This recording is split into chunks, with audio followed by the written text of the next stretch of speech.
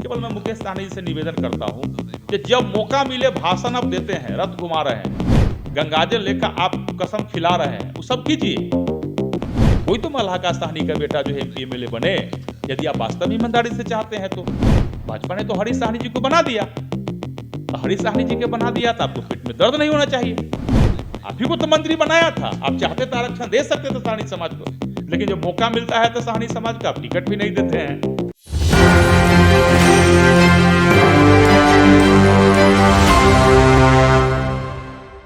अभी कल का ही बयान आया है मुकेश सहनी का। उन्होंने कहा कि भाजपा वाले ये कह रहे थे कि पार्टी को विलय कर लीजिए, हम आपको सीएम कैंडिडेट बना देंगे। क्या आप लोगों ने ऐसा कहा कि आप पार्टी में को विलय कर लीजिए, हम सीएम कैंडिडेट बना देंगे? देखिए, मुकेश सहनी जी से व्यक्तिगत मेरा संबंध बहुत बढ़िया रहा है। जब भी बीच में हमारे या मुकेश सहनी जी को एक मौका मिलता है तो हम लोग बैठा भी करते हैं, बातचीत भी होती रहती है। मुकेश सहनी जी को जब हम बैठते हैं साथ तो हम बताते हैं उनको कि किस प्रकार 19 का दिन याद कीजिए, 2019 और 20 का, उस समय आरजेडी के लोगों ने आपको धक्के मारकर निकाल दिया था और आपने बयान दिया था। ये आरजेडी के लोगों ने और ये नीतीश कुमार जी ने और आरजेडी के लोगों ने हमको पीठ में खंजर मारा है, आपको छटपटा कर निकाल दिया था लोगों ने। भाजपा ने उस समय मुकेश सहनी जी को अपने साथ रखा, एनडीए में रखा। नीतीश जी ने कहा, जब उस समय नीतीश जी हम लोग के साथ थे, भाजपा के समर्थन से मुख्यमंत्री उस समय भी थे।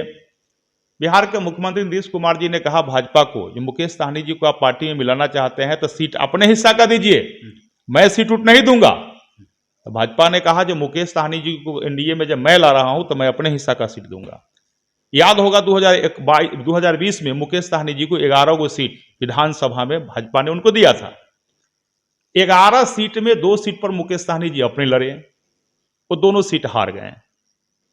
हारने के बाद ही भाजपा ने उन्हें एमएलसी बनाकर फिर बिहार में मंत्री भी बनाया। मंत्री भी मुकेश सहनी जी बने।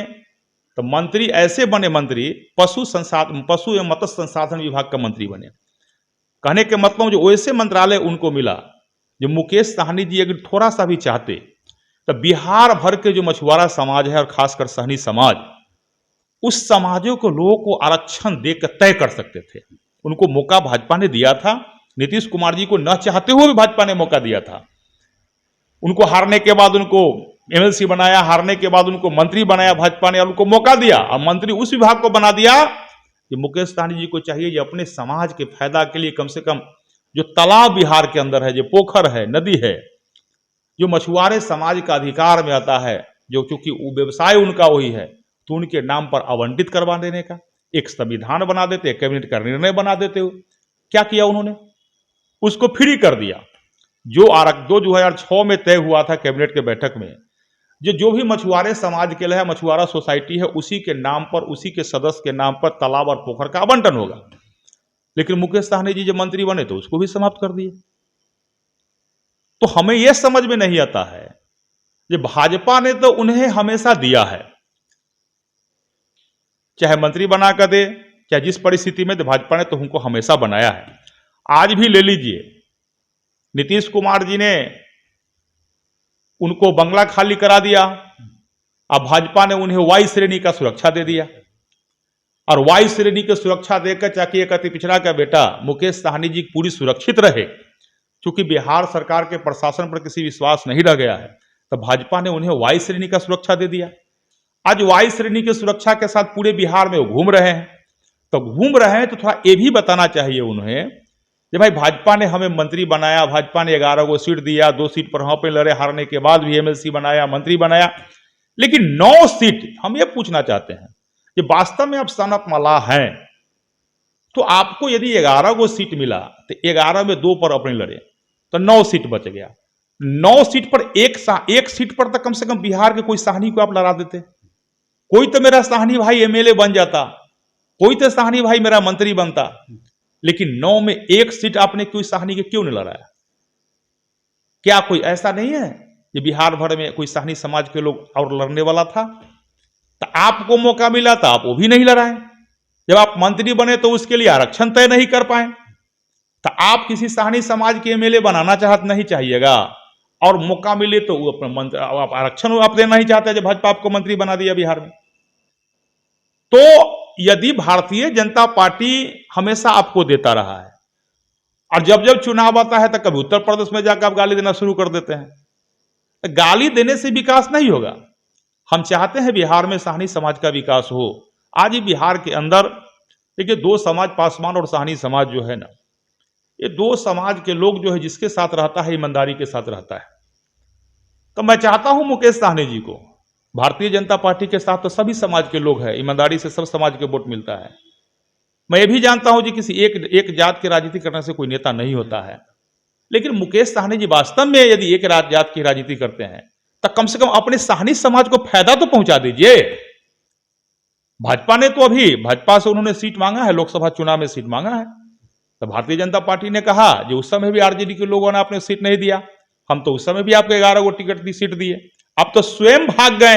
हम हमेशा देते रहे और हमेशा भागते रहे, और जब आपको मौका मिला उसी विभाग के मंत्री बनाए तो अपने समाज को आप एक फायदा नहीं पहुंचाए, केवल अपने समाज के लिए आरक्षित कर देते, वो भी आप नहीं किए। तो आप क्या करना चाहते हैं? तो भारतीय जनता पार्टी ने हमेशा दिया, अभी आप देखे होंगे भारतीय जनता पार्टी ने हरीश साहनी जी को एमएलसी बनाया, एमएलसी बनाकर हरीश साहनी जी को अभी विधान परिषद में नेता प्रतिपक्ष बना दिया।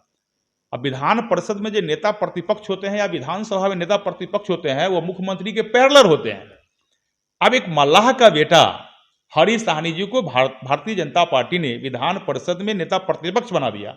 ये पूरे बिहार के लोगों के साथ, सभी समाज के लोगों के साथ मल्लाह समाज के लिए एक बड़ा उपलब्धि है कि नहीं?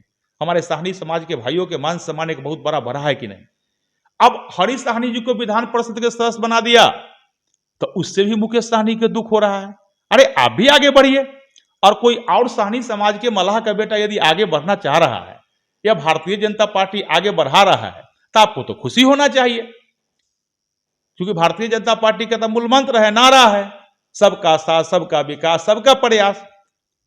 अभी मुजफ्फरपुर से सांसद अजय निषाद जी हैं, कैप्टन जयनारायण निषाद जी बड़े नेता हुआ करते थे भारतीय जनता पार्टी के।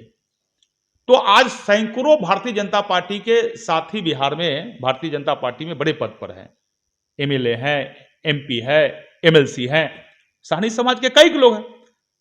तो भाजपा ने अपने साथ रहने वाले साहनी समाज को भी दिया और मुकेश साहनी जी को भी दिया। तो भाजपा तो हमेशा दिया है उनको, लेकिन अब ये क्या है जो देगा उसको हम गाली देंगे, ब्लैकमेल करेंगे, देगा उसको हम गाली देंगे, ब्लैकमेल करेंगे। ये कहां का नीति हो गई? तक कम से कम थोड़ा सा और बिहार की जनता समझ रही है। केवल मैं मुकेश साहनी जी से निवेदन करता हूं कि जब मौका मिले भाषण आप देते हैं, रथ घुमा रहे हैं, गंगाजल लेकर आप कसम खिला रहे हैं, वो सब कीजिए, लेकिन जब मौका मिले तो साहनी समाज को फायदा भी जरूर पहुंचाइए। कम से कम आप जय को लोकसभा में, विधानसभा में सीट लिए तो एक को दूगो साहनी समाज को जरूर लड़ाइए। लोकसभा में आप सीट लेते हैं जिसके साथ लीजिए, तो कम से कम एक दो साहनी समाज को भी लड़ा दीजिए। कोई तो मल्लाह का साहनी का बेटा जो है एमपी एमएलए बने, यदि आप वास्तव में ईमानदारी से चाहते हैं तो। भाजपा ने तो हरीश साहनी जी को बना दिया, तो हरीश साहनी जी के बना दिया तो आपको पेट में दर्द नहीं होना चाहिए।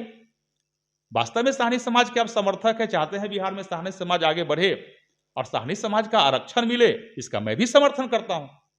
मैं भी चाहता हूं जो साहनी समाज का आरक्षण मिले, लेकिन आप आरक्षण के लायक जब भाजपा बना दिया, आपको मंत्री बना दिया, तो क्यों ना आपने उनको आरक्षण दे दिया? आप ही को तो मंत्री बनाया था, आप चाहते तो आरक्षण दे सकते थे साहनी समाज को। लेकिन जब मौका मिलता है तो साहनी समाज को आप टिकट भी नहीं देते हैं, मौका मिलता है तो साहनी समाज को आप आरक्षण भी नहीं देते हैं, और जब समय से चूक जाते हैं तो फिर हल्ला करते हैं। ये कौन सा नीति है, हमें समझ नहीं आता।